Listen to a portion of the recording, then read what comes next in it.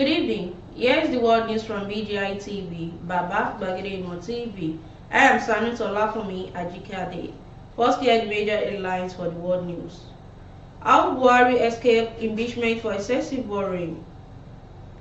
Gani Adams denies OPC joins Yoruba Nation protest. Shoots police. Yoruba Nation agitators killed by police in Edo State were unarmed. Banji Akintoye. CBN cash withdrawal limit begins today. INEC reveals why 2023 elections might be cancelled. Edo train attack. One victim escapes, one suspect arrested. Government abducts former lawmaker. Lagos, Edo State recalled 30 new COVID-19 cases, says NCDC. Now on foreign. Bolsonaro global condemnation as rioters in Brazil vandalized government buildings. And lastly, on sports. Al Hilal can win FIFA Club World Cup. Igalo boosts. Now hear the news in details.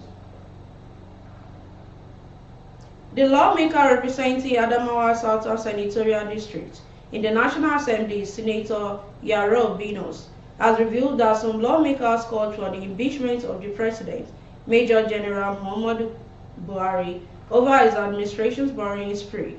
Binos, who said the lawmakers call all the impeachment of the President, came on the day the 2023 National Appropriation Bill of 21.82 trillion naira was passed by the National Assembly.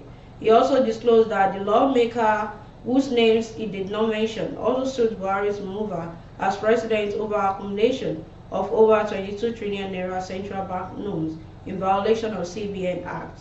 This was that the lawmaker also shaded the governor of the Central Bank of Nigeria, Godwin Emefiele, for going into hiding in order not to be called to account over 22 trillion naira overdraft, which the presidency was seeking National Assembly to convert into a bond repayable in 40 years period. Ààrẹ Ọ̀nà Kakanfò of Yoruba land, Iba Gani Adams, has dismissed claims that the members of Oodua People Congress were involved in the fracas that erupted at Ojota in Lagos State. Daily Post contacted the traditional leaders after a deadly clash with the police on Monday morning. One person died. The security agency narrated how the protesters opened fire against its officers, leaving two seriously wounded. Adams noted that the Ojota rally and how it ended came as a surprise and caught everybody unaware. There were reports linking members of the OPC to the mayhem, and once it states it clearly that none of our members was at the scene. It said, though it is an inalienable right of the Yoruba people to champion self-determination, OPC didn't take part in today's demonstration. The RS said the information was wicked, mischievous, and could trigger disaffection between the organization and people of the active group.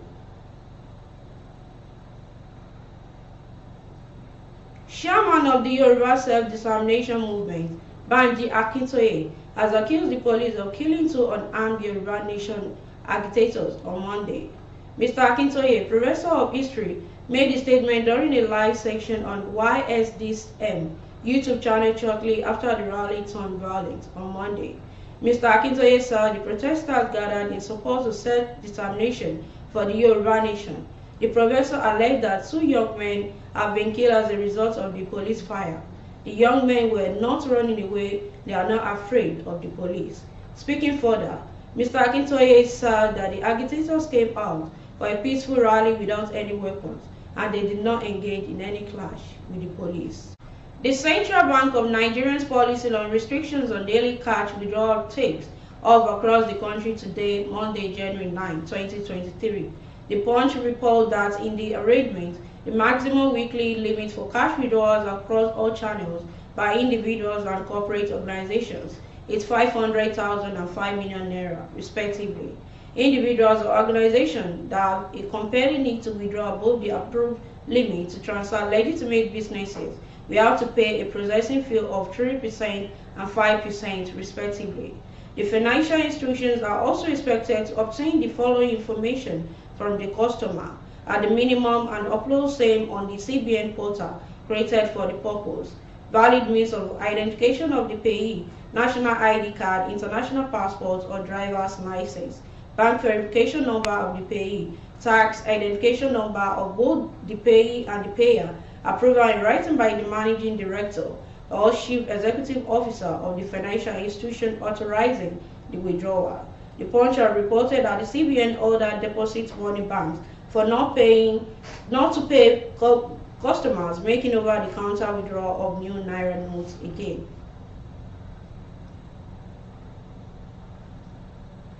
The electoral body noted that insecurity across the country might be a threat to the forthcoming election.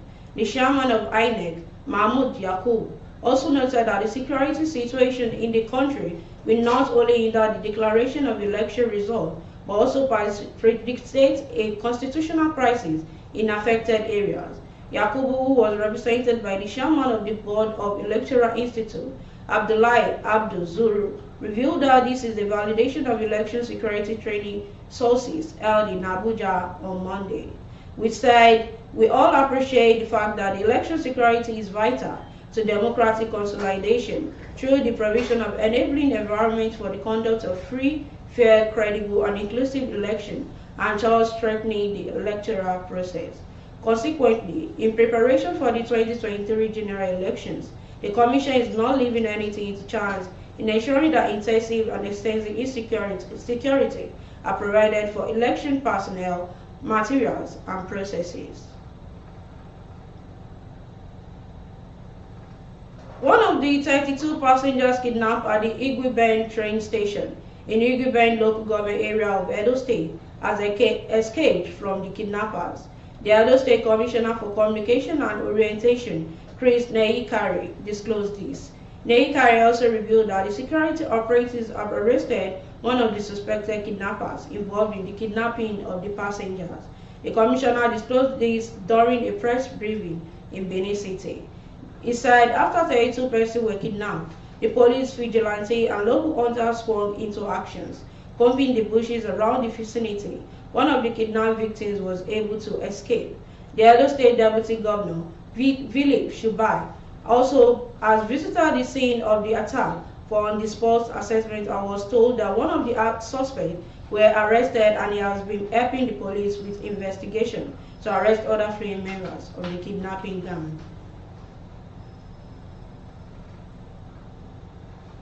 Festus Edugale, a former member of the Edo State House of Assembly, has been kidnapped by the government. Politics Nigeria learned that the attack occurred on Monday morning when Edugale was en route to Benin City, the state capital.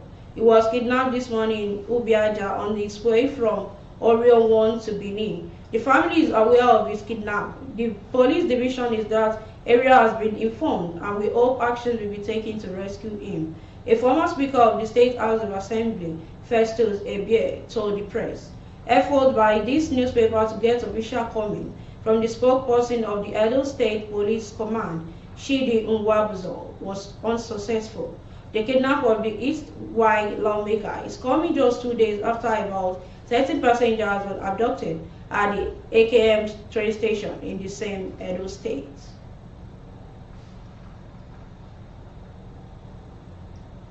The Nigerian Center for Disease Control and Prevention has revealed that Lagos State and Edo State in Nigeria has recorded 30 new laboratory confirmed cases of COVID-19. The platform science gathered from a weekly epidemiological data from the agency showed that the Lagos reported 12 new cases of COVID-19, while Edo reported one between December 31st, 2022 and January 6, 2023.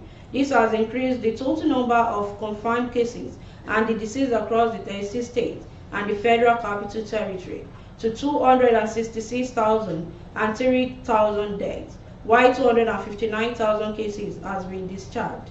On January 4, 2023, the NCDC admitted that the Omicron variant detected in December 2021, its sub-lineage had been dominant in Nigeria.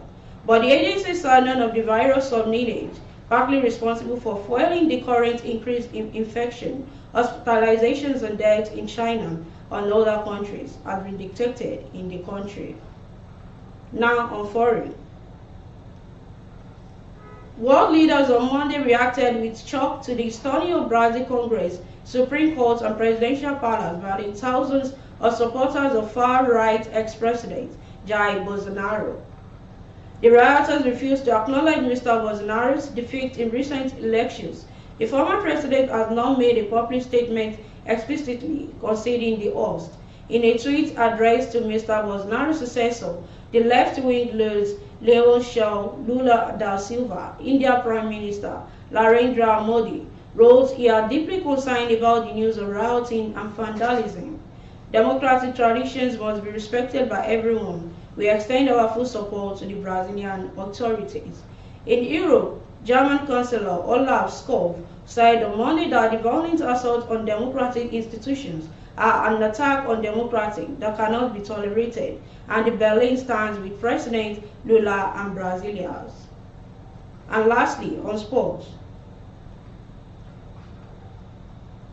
Odion Igalo is confident Saudi Arabia Professional League club Al Hilal can win the 2023 Viva Club World Cup title. Al Hilal will represent the Asian Football Confederation in the competition, which will run from February 1 to February 11 in Morocco. European champions Real Madrid and South American winners Flamengo are firm favorites to win the competitions. But Al Hilal, who was part of Al Hilal's squad that came fourth at the last edition of the competition, insists his club can show the heavyweight. The Nigerian stated that the current Asian clubs can draw inspiration from Morocco's solid showing at the 2022 FIFA World Cup in Qatar.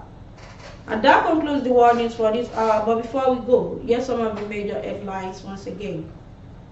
Al Buhari escaped impeachment for excessive borrowing. Gani Adams denies OPC joined Yoruba Nation protest. Shoots police. Yoruba Nation agitators killed by police in Lagos State were unarmed. Banji Akintoye. CBN cash withdrawal limit begins today. INEC reveals why 2023 elections might be cancelled. To join us on all our social media handles, on Facebook as Bagedemo with Alawi at Debayo, please follow the page and share the page. And on Instagram as Bagedemo_22. Please follow the page and share the page as well. And on YouTube as Baba Bagedemo TV. Kindly subscribe to our YouTube channel and turn your post notification bell. And for your adverts, please call the number displaying on the screen. Thanks so much for always watching our news on BGI TV. I am Sanit Olakomi Ajikade. Have a wonderful evening. Oh, na, na, na. If you want to know what's going on in city, or you want to listen to the latest news and gist, no stress, oh, just tune to BGI TV. BGI TV, you're one in a million.